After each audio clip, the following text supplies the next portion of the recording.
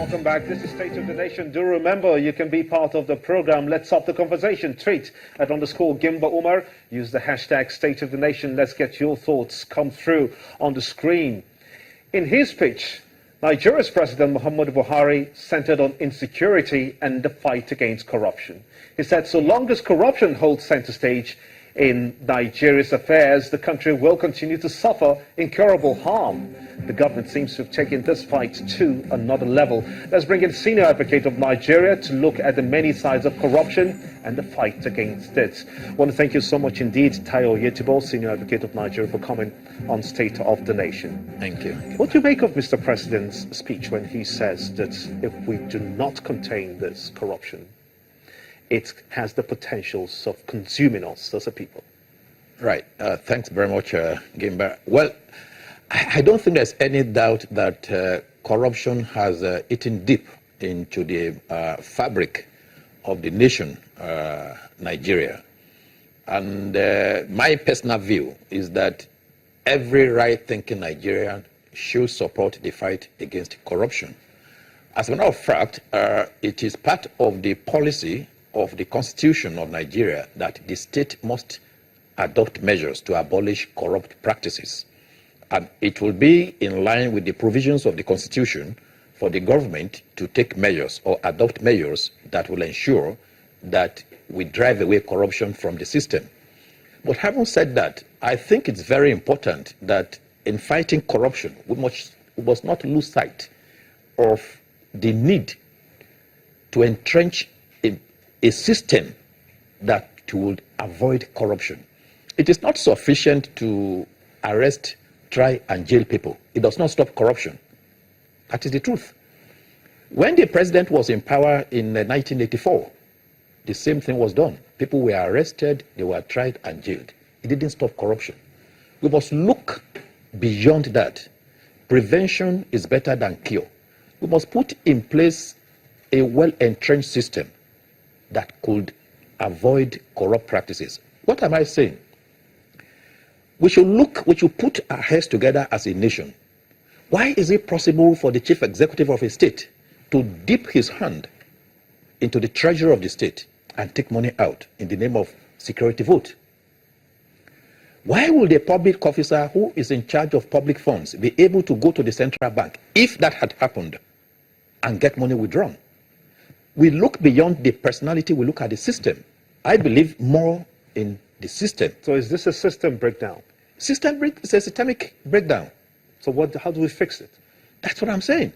You need to amend our laws, to put in place laws that will ensure that some of these loopholes are taken care of. That does not stop the trial and prosecution of those who have been found to have been involved in these corrupt practices. But we must go beyond that. Trial, conviction, sentence does not stop corruption. You have to go beyond that. You have to look into the system. We have some countries, though, especially looking at lately, just hours ago, Baroness Scotland, Patricia Scotland, she is indeed the Secretary General of the Commonwealth. She has called for collaboration between Nigeria and the Commonwealth to fight what she calls a global terrorism and corruption. They want to help Nigeria do this. How do you suppose this will take footing now? The truth of the matter, I've always believed that it is Nigeria that will help Nigeria. Let's get it right.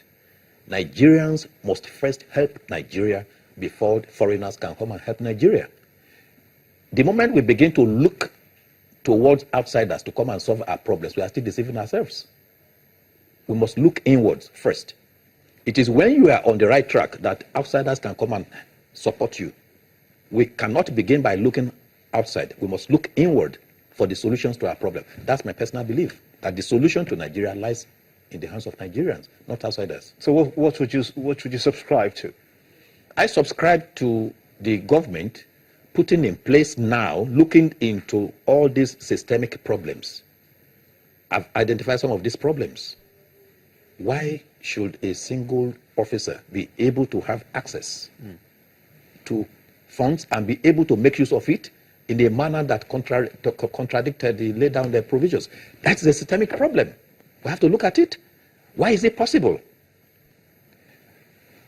There are laws, but there are loopholes in some of those laws. We have to address some of those issues so that when the present government leaves office, when another government comes in, fighting corruption should not be personalized. When there's a system, if the head of an establishment is not on seat, but there's a system in place, the system works.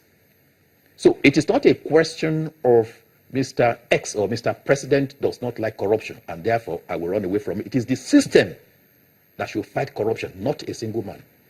Now, as you just mentioned, we've seen some of the cases government officials are feeling the heat, as it were, from this campaign to root out corruption in Nigeria, especially those at a higher level. We've seen quite a number of those cases, primarily from the PDP. Are these trials done in the right way? Well, I don't subscribe to the argument that because a number of persons are being tried, then it is one-sided. It's not a good defense. It is either you have committed the act or you have not committed it. But having said that, if it is going to be a genuine fight, it must go across board so that we know that the system is fighting corruption, not as a political weapon. And that's part of the criticisms that you have been hearing of with regards to the fight against corruption. When you are fighting corruption, it's like the scale of justice. It is blind. It does not know whether it is a man or a woman that is before it. It does not know whether it is young or old. Similarly, if the system is fighting corruption, it does not look at political parties. It does not look at opponents. It does not look at friends.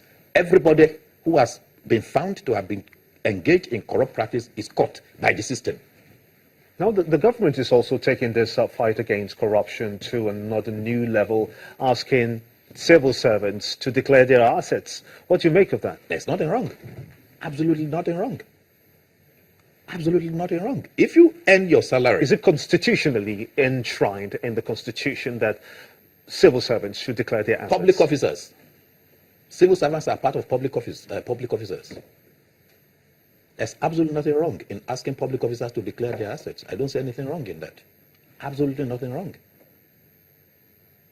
Could there be a backlash when this happens? Why? I do not see any backlash. Why do I say this? If you earn legitimate income and you have used the legitimate income to acquire legitimate properties, you should not be afraid to declare your assets. Absolutely nothing wrong. I do not see anything wrong in that.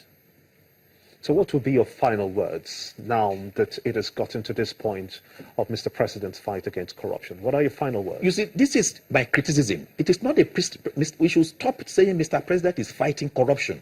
It is the system that will fight corruption.